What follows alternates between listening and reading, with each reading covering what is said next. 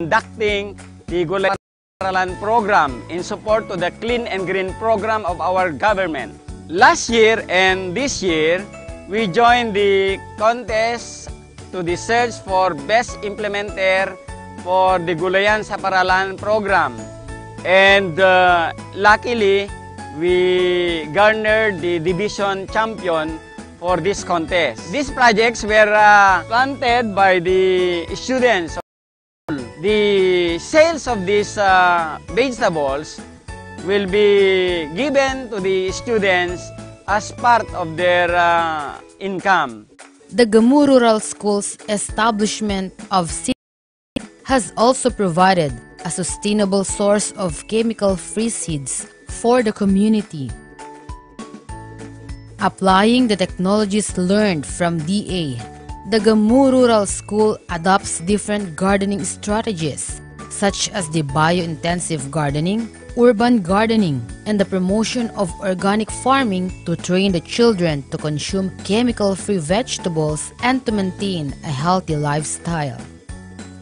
Ako po si Jocelyn Pinto, atasan na chairman ng feeding program. Ginagawa po namin ang feeding program, ang feeding namin araw-araw. Ang ginagamit po namin para sa feeding program ay yung mga produkto din ng mga TVE teachers namin, katulad ng talong, kamatis, okra, sitaw, na niluluto namin lunch sa mga bata. Meron din silang merienda, lugaw, hinahaluan po namin ng manok na nanggagaling sa aming poultry at malunggay na nanggagaling sa mga pananim ng bawat teachers na nasa sa malunggay orchard.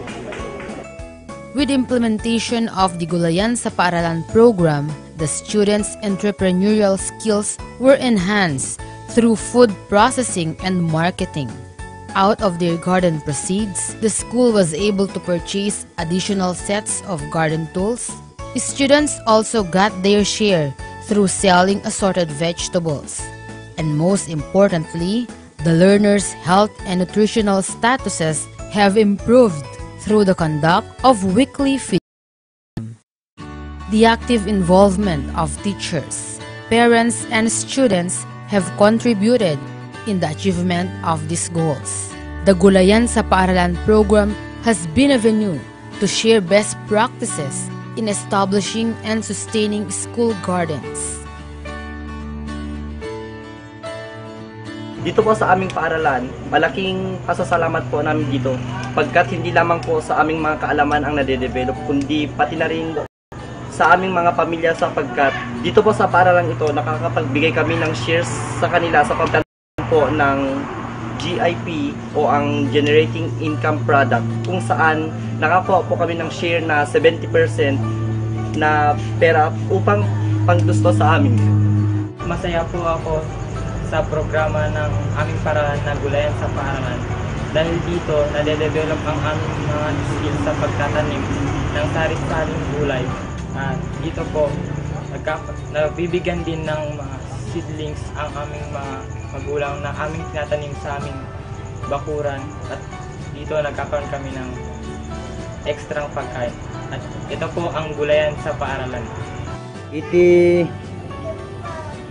makunami kay iti nadanto ti mapit ipaay mi iti kabarangayan mi kay iti programa mi kada puro ka po kay i-implementar ko dito nga programa kasa umuna kay dahito palayang iti sampol tangamin naapitin dahito muna idi kay dahito itata iti kasla pangrogrogyan manin kit sabay kumata namampay nagado iti dumating nga kalamidad kit ang kami maupay ngagmulmula tabarbaring lang no datigasat nga maapit daytoy isang kabasit nga Gulayan sa barangay iti barangay Dilingay. I am Mr. Josephat Calawad. I am not the coordinator of the Gulayan sa Paaralan program, but I am in charge of regarding this particular program. Aming masasabi mula sa kaibuturan ng aming mga puso from the bottom of our hearts in the Department of Education, particularly here in the Gamu Rural School, we are very thankful to the Department of Agriculture because they have taught us a lot of activities to perform, to conduct, and of course to share with other people around, not only in the school, but also in the community. We hope that Department of Education and of course the Department of Agriculture will be doing a lot of activities similar to the implementation of the Gulayan sa Paaralan program, because this will automatically benefit the entire populace, not only in the community but in the entire Philippines. And automatically, I salute the Department of Agriculture. Thank you, Department of Agriculture, for Ensuring its quality support services to onion growers, DAFO2, and Cagayan Valley region as a competitive, affordable, and sustainable onion industry for the coming years.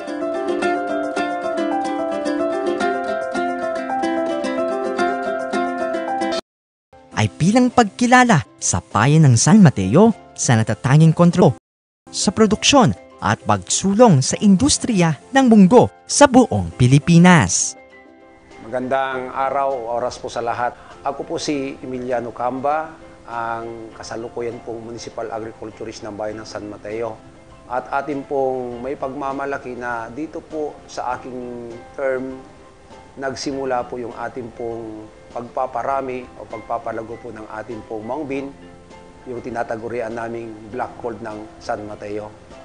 Nakipag-ugnayan kami sa kagawaran ng pagsasaka dito sa Region 2, particular CBR nung araw pa, humingi kami doon ng munggo inoculant. At kami po'y nagpapasalamat na binigyan po naman kami, libre po yon, napakarami pong ibinigay sa amin.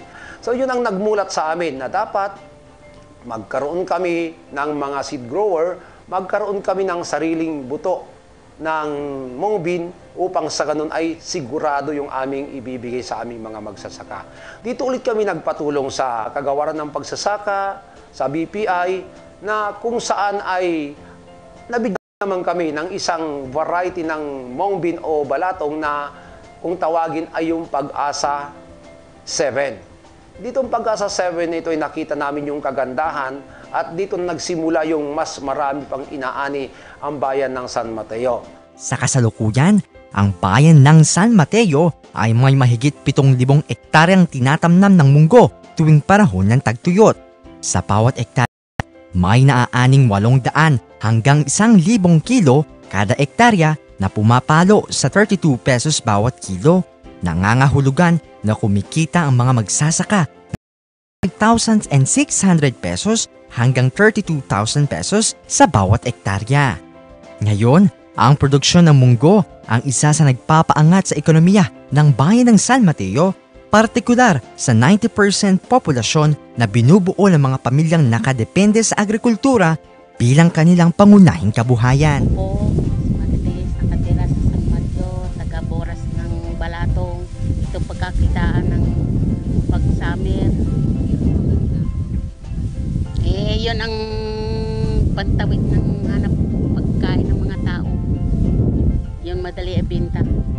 Dahil sa malaking pakinabang ng munggo sa nasabing bayan, ang lokal na pamahalaan ng San Mateo ay nakapag-avail na rin ng mga proyekto sa pagkikipag-ugnayan sa kagawaran ng pagsasaka at sa iba pang mga ahensya.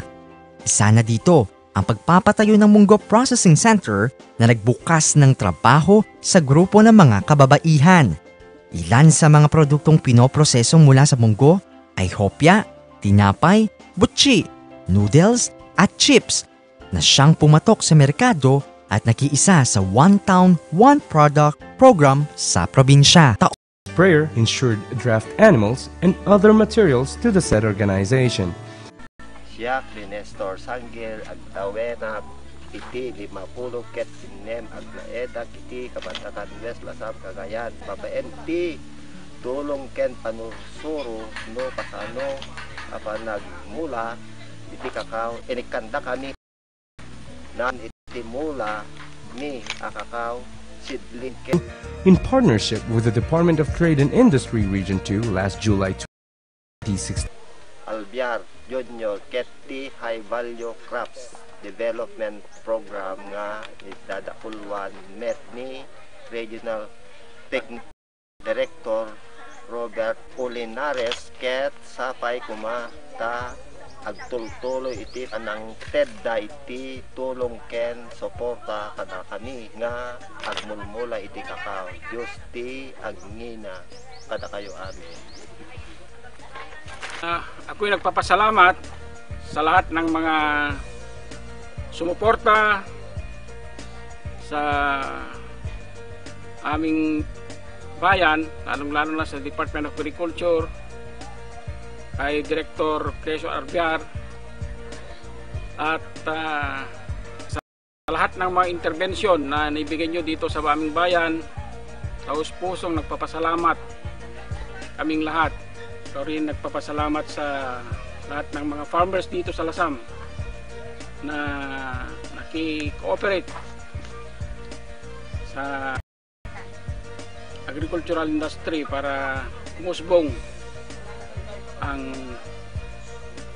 pagpapayabong at pagpapayaman ng agriculture industry sa ating probinsya, lalong-lalo na sa ating bayan ng Lasam. Thank you to all of you. Through this continuous government initiatives, DARFO2 envisions a competitive cacao industry producing and supplying good quality and sustainable production and equitable marketing system in the region.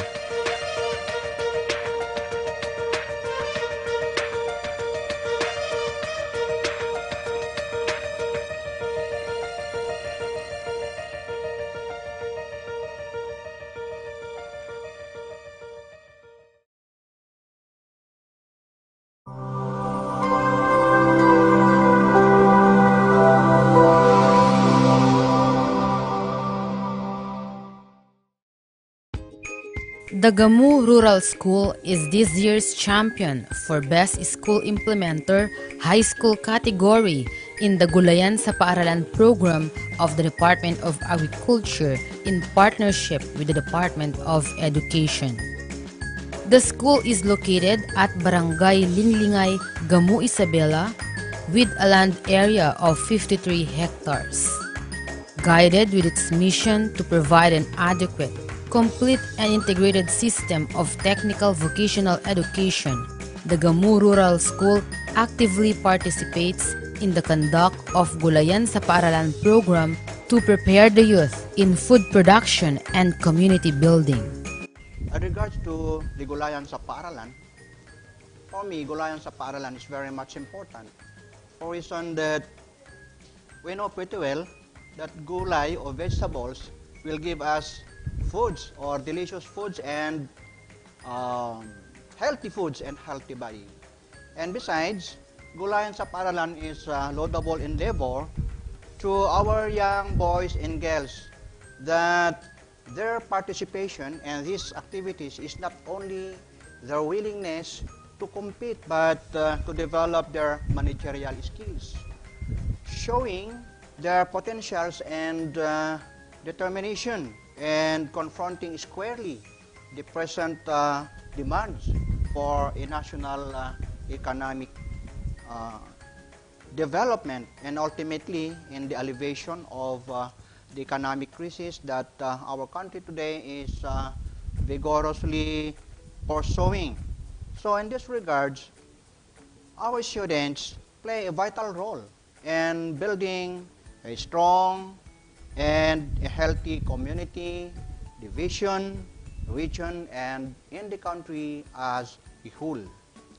And so, through Gulayan sa Paaralan, it is expected from our young boys and girls that they can initiate ideas, new direction, and new vision that will strengthen their family. The school's area was devoted for backyard gardening. This was manifested through the collaborative effort of teachers, students, parents, and the community. They take the responsibility of tending the plants from land preparation up to harvesting. These vegetables include green leafy, yellow fruits, root crops, and malunggay orchard. Welcome to the Gamu Rural School, Gamu Isabela, Region 2. Since 2012, we are already conducting the Gulayan sa Paaralan program in support to the Clean and Green program of our government. Last year and this year, we joined the contest to the search for best implementer for the Gulayan sa Paaralan program. And luckily, we garnered the division champion for this contest. These projects were planted by the students of our school. The sales of these vegetables will be given to the students as part of their income. The Gamu Rural School's establishment of seed bank has also provided a sustainable source of chemical-free seeds for the community. Applying the technologies learned from DA, the Gamu Rural School adopts different gardening strategies such as the bio-intensive gardening, urban gardening, and the promotion of organic farming to train the children to consume chemical-free vegetables and to maintain a healthy lifestyle. Ako po si Jocelyn Pinto, na atasan na chairman ng feeding program. Ginagawa po namin ang feeding program, ang feeding namin araw-araw. Ang ginagamit po namin para sa feeding program ay yung mga produkto din ng mga TVE teachers namin, katulad ng talong, kamatis, okra, sitaw, na niluluto namin lunch sa mga bata. Meron din silang merienda, lugaw, hinahaluan po namin ng manok na nanggagaling sa aming poultry at malunggay na nanggagaling sa mga pananim ng bawat teachers na nasa malunggay orchard. With implementation of the Gulayan sa Paaralan program, the students' entrepreneurial skills were enhanced through food processing and marketing. Out of their garden proceeds, the school was able to purchase additional sets of garden tools. Students also got their share through selling assorted vegetables. And most importantly, the learners' health and nutritional statuses have improved through the conduct of weekly feeding program. The active involvement of teachers, parents, and students have contributed in the achievement of these goals. The Gulayan sa Paaralan program has been a venue to share best practices in establishing and sustaining school gardens. Dito po sa aming paaralan, malaking pasasalamat po namin dito pagkat hindi lamang po sa aming mga kaalaman ang nade-develop, kundi pati na rin po sa aming mga pamilya sapagkat dito po sa paaralan ito nakakapagbigay kami ng shares sa kanila sa pamamagitan po ng GIP o ang Generating Income Product kung saan nakakuha po kami ng share na 70% na pera upang panggusto sa amin. Masaya po ako sa programa ng aming paaralan na Gulayan sa Paaralan dahil dito nade-develop ang aming mga skills sa pagtatanim ng sari-saring gulay.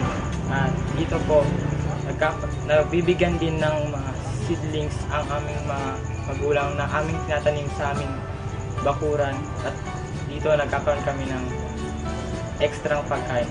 At ito po sa paaralan. Iti makunami kay iti nadanto ti mapapit kay ipaay mi iti kabarangayan mi. Kay iti programa mi kada puro ka po kay i-implementar ko dito nga programa. Kasa umuna kay dahito palayang iti sampol tangamin naapitin dahito muna idi kay dahito tata iti kaslapang rugrugyan manin kit sabay kumata namampay nagado iti dumuting nga kalamidad kit ang kami maupay nagmulmula tabarbaring lang no datigasat nga maapit dahito isang kabasit nga gulayan sa barangay iti barangay Dilingay. I am Mr. Josephat Kalawad. I am not the coordinator of the Gulayan sa Paaralan program, but I am in charge of the documentation regarding this particular program. Aming masasabi mula sa kaibuturan ng aming mga puso, from the bottom of our hearts in the Department of Education, particularly here in the Gamu Rural School, we are very thankful to the Department of Agriculture because they have taught us a lot of activities to perform, to conduct, and of course to share with other people around, not only in the school but also in the community. We hope that Department of Education and of course the Department of Agriculture will be doing a lot of activities similar to the implementation of the Gulayan sa Paaralan program, because this will automatically benefit the entire populace, not only in the community but in the entire Philippines. And automatically, I salute the Department of Agriculture. Thank you, Department of Agriculture, for being there, supporting us not only always but all the time. Thank you, mabuhay at maraming salamat po. Hence, the Gamu Rural School continuously proves that the establishment of vegetable gardens is a great contribution in the country's food production systems. And by making it more accessible to all schools, the government can better ensure food safety, security, and sufficiency.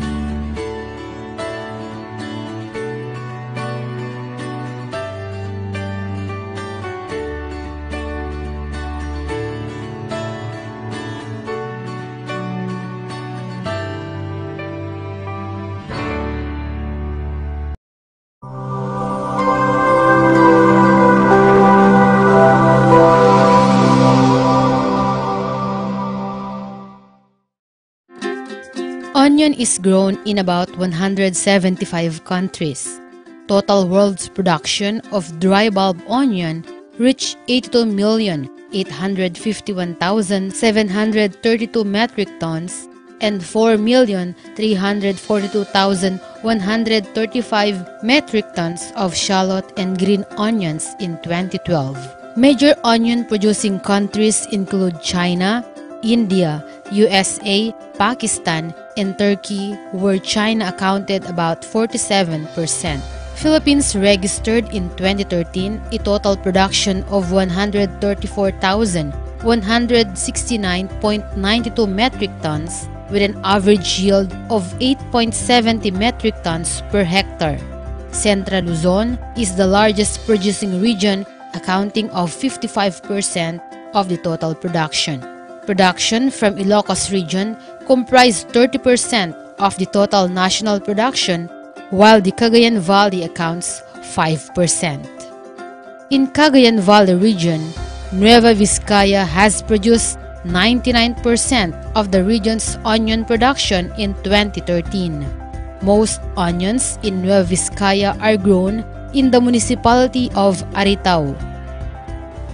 In Cagayan Valley region, Aritao at Nueva Vizcaya is known as the best producer of bulb onion. Farmers usually plant onion during the months of November to December and harvest during the months of February to March. In 2010, the Department of Agriculture Regional Field Office Number 2, through the Nueva Vizcaya Experiment Station, provided interventions to onion growers of Aritao through seed assistance, multi-crop cultivator, and onion hanger storage. And a bulb onion commercialization compact farm was established to showcase the performance of the different varieties of onion grown in the municipality. The municipality of Aritao is known for its bulb onion, and it is our secondary crop next to rice. It is also recognized in the municipality as our one town, one product. In the region, Aritao has the largest area planted to onion with more or less 600 hectares with 1,000 farmers. As per testimony of Mr. Peter Ko, a businessman and one of the onion magnate in the Philippines, our onion is the best because of its quality. It is so because our onion can last up to 6 months in cold storage. Support services provided by the Department of Agriculture Regional Field Office Number 2 to the onion farmers and cooperatives under the High Value Crops Development Program include acquiring of good quality planting materials and inputs, establishment of hanger storage facilities, development of market linkages, conduct of appropriate and location-specific researches, and its dissemination and setup of demonstration farms to showcase different onion varieties. These services have contributed to increased production levels in 2013, especially in Nueva Vizcaya. The traditional onion marketing channel involves a complex chain of intermediaries between farmer and consumer. In most cases, a local trader will consolidate and supply to assemblers, who in turn supply to various tiers of resellers and retailers. Onions from Nueva Vizcaya are sold via Aritao and Bambang markets. With all the interventions, not only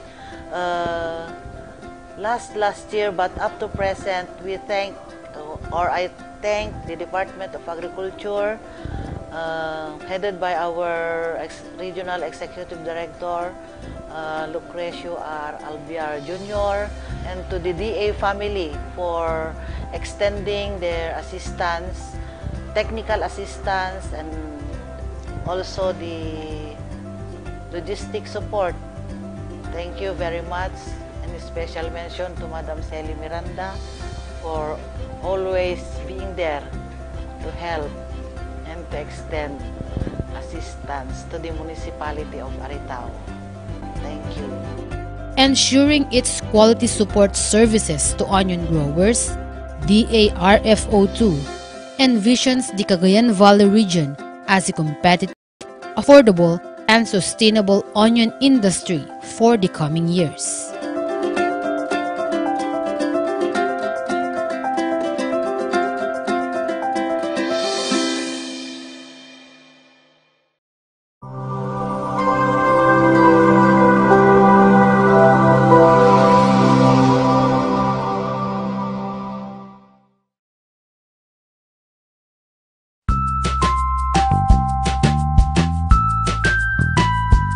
Ang mungbin, munggo o balatong ay isa sa mga pinakapaboritong pagkain ng mga Pinoy. Tinatawag din itong poor man's meat dahil bukod sa ito'y mura na, nagtataglay pa ng mataas na protina sa ating katawan at iba pang mga mineral. Ang munggo ay kadalasang itinatanim sa panahon ng tag-init na nagsisimula sa buwan ng Marso at inaani naman sa buwan ng Mayo. Kaya naman, matapos ang pag-aani ng palay, mainam itanim ang munggo dahil may taglay itong nitrogen-fixing bacteria na siyang nagbabalik sa natural na sustansya ng lupa. Karamihan din sa mga magsasaka ay naghihikayat magtanim ng munggo dahil mabilis at madali lamang itong ihanda. Mula sa pagkokondisyon sa lupa, seed inoculation, pamamahala sa mga peste, pag-aabono, pag-aani, pagpapatuyo, threshing hanggang sa pag-iimbak. Sa Rehiyon 2, ang munggo ay isa sa mga pangunahing produkto sa agrikultura, partikular sa bayan ng San Mateo, Isabela. Sa katunayan, idineklara ni Department of Agriculture Secretary Proceso J. Alcala ang nasabing bayan bilang Munggo Capital of the Philippines, alinsunod sa Administrative Order No. 23 noong 2011. Ito ay bilang pagkilala sa bayan ng San Mateo sa natatanging kontribusyon nito sa produksyon at pagsulong sa industriya ng munggo sa buong Pilipinas. Magandang araw, oras po sa lahat. Ako po si Emiliano Camba, ang kasalukuyan pong Municipal Agriculturist ng bayan ng San Mateo. At atin pong may pagmamalaki na dito po sa aking term, nagsimula po yung ating pong pagpaparami o pagpapalago po ng ating pong mangbin, yung tinatagurian naming black gold ng San Mateo. Nakipag-ugnayan kami sa kagawaran ng pagsasaka dito sa Rehiyon 2, partikular po sa or cocoa is an important commodity in the world today and offers a good source of income for farmers. The international demand for high-quality cacao beans is growing at about 90,000 tons, and Southeast Asian grinders need an additional 220,000 tons, which they have to import from Africa and other distant areas. The leading suppliers in the world are the countries of Ghana, Ivory Coast, and Indonesia. While Europe and USA are non-cacao producing countries, they still remain as the main market for premium quality beans. The price of cacao has risen by 100% over the previous months. Aside from its suitability for agroforestry, reforestation, and multi-layer farming system, cacao is also consumed as an antioxidant and mainly for manufacturing chocolates or tablea, soaps, cosmetics, shampoo, and other pharmaceutical products. Today, the Philippines is being promoted as a new cacao supplier with the support of the government and non-government organizations. The potential expansion area for cacao is huge and can add up more than 1,500 per hectare of net income from 500 mature trees per year. For the fact that Davao Oriental is the largest cacao producer and exporter, contributing 80% of the country's total production, there is still a promising potential for cacao production to other plantation areas, particularly in Region 2. With its goal to enhance promotion and development of cacao industry in Region 2, the Department of Agriculture Regional Field Office 2, or DARFO 2, targets to expand the production area from 220 hectares from 470 hectares in order to increase total production from 5% to 9.66% with 100.70 metric tons by the end of 2016. Lasam is one of the municipalities of Cagayan that has the initiative on producing cacao, as its economy is primarily agricultural. People derive their income mainly in farming and livestock raising. Since the municipality encompasses 30 barangays with hilly mountains that are adaptable to cacao trees, the Cagayan Valley Cacao Planters Cooperative was formed with 9 board of directors. Until then, Lasam Cacao Farmers Association emerged its full operation in 2011. The Lasam Cacao Farmers Association, or LCFA, consists of 84 cacao growers with 38,185 cacao trees.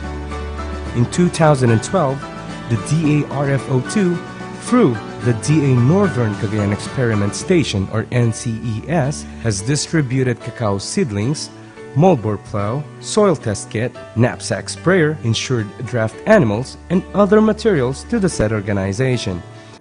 Siya, Nestor Sangir, Agdawena, iti 50 nem aglaeda kiti kabantakan West Lasam Cagayan babaenti tulong ken panursuro no pasano apa nagmula iti kakao inikanda kami iti nayon iti mula ni akakaw sidling ken daduma pay akas iti nuang arado sprayer ken naduma-duma pay a pagsayaatan ni nga inted iti Department of Agriculture nagmula na iti sexual seedling ken toy asexual siya ka po ket nabayagda nga ibagbagan nga siya ti isukat na ken mi apo tumakder ngem tata na desisyonat nga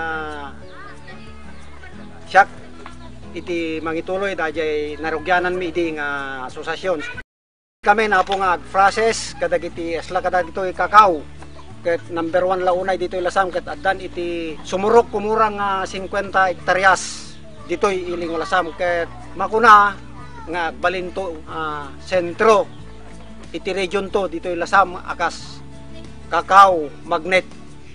Ako si Danilo Cortez, OIC Mao ng Lasam. Bilang OIC, ako ang nagsusupervise ng mga project sa agriculture. Lasam is also producing high value commercial crops such as coconut, banana, and cacao, which is newly introduced to the municipality of Lasam. Maraming nagpo-produce ng cacao sa ngayon kasi meron na kaming asosasyon na nagtatanim ng kakao. Mostly sa barangays na suited for kakao. At sa ngayon na kasalukuyan na ini-enhance namin ang production ng kakao kasi meron na kaming buyer na ngayon na galing sa Canada. In fact, the LCFA was also one among the recipients of the 19,707,290 peso worth of projects from 2011 up till 2016 by the DA through the High Value Crops Development Program or HVCDP in support to the cacao grower associations in Cagayan Valley. This year, the cacao growers were already integrating cacao trees under coconut plantation and other commodities like banana in order to have an additional income, thus promoting crop diversification in support to climate change mitigation. However, members of the association need more capability enhancement training and briefing for them to understand the importance of cacao industry. In response to this, a forum on cacao promotion and investment was conducted by the DWRV in partnership with the Department of Trade and Industry Region 2 last July 22, 2016 to strengthen farmers' productivity and income. This forum was attended by cacao production experts, particularly the Cacao Industry Development Association of Mindanao Incorporated, or CDAMI. Guru, I just want to present to you the different parental characteristics of cacao that I think na meron na rin sa inyo sa mga growers natin, lalo na sa Cagayan area. Maraming salamat. We hope na this presentation could help us in the development of our new roadmap base doon sa national 2016 up to 2022.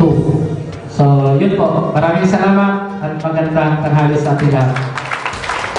Agyaman na nga road ti Department of Agriculture nga idadaulwad ni Regional Executive Director Apo Lucrecio Albiar Ket. Development and ultimately in the alleviation of the economic crisis that eggs were planted by the students of our school. The sales of these vegetables will be given to the students as part of their income. The Gamu Rural School's establishment of seed bank has also provided a sustainable source of chemical-free seeds for the community. Applying the technologies learned from DA, the Gamu Rural School adopts different gardening strategies such as the bio-intensive gardening, urban and the promotion of organic farming to train the children to consume chemical-free vegetables and to maintain a healthy lifestyle. Ako po si Jocelyn Pinto, na atasan na chairman ng feeding program. Ginagawa po namin ang feeding program, ang feeding namin araw-araw. Ang ginagamit po namin para sa feeding program ay yung mga produkto din ng mga TVE teachers namin, katulad ng talong, kamatis, okra, sitaw, na niluluto namin lunch sa mga bata. Meron din silang merienda, lugaw, hinahaluan po namin ng manok na nanggagaling sa aming poultry at malunggay na nanggagaling sa mga pananim ng bawat teachers na nasa sa malunggay orchard. With implementation of the Gulayan sa Paaralan program, the students' entrepreneurial skills were enhanced through food processing and marketing. Out of their garden proceeds, the school was able to purchase additional sets of garden tools. Students also got their share through selling assorted vegetables. And most importantly, the learners' health and nutritional statuses have improved through the conduct of weekly feeding program. The active involvement of teachers, parents, and students have contributed in the achievement of these goals. The Gulayan sa Paaralan program has been a venue to share best practices in establishing and sustaining school gardens. and sufficiency.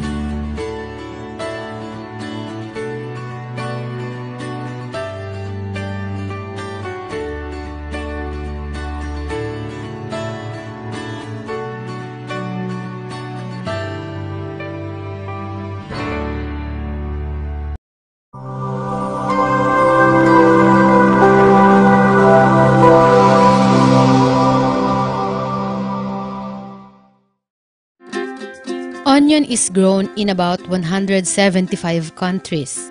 Total world's production of dry bulb onion reached 82,851,732 metric tons and 4,342,135 metric tons of shallot and green onions in 2012. Major onion producing countries include China, India, USA, Pakistan, and Turkey, where China accounted about 47%. Philippines registered in 2013 a total production of 134,169.92 metric tons with an average yield of 8.70 metric tons per hectare. Central Luzon is the largest producing region, accounting of 55% of the total production. Production from Ilocos region comprised 30% of the total national production, while the Cagayan Valley accounts 5%. In Cagayan Valley region, Nueva Vizcaya has produced 99% of the region's onion production in 2013. Most onions in Nueva Vizcaya are grown in the municipality of Aritao. In Cagayan Valley region,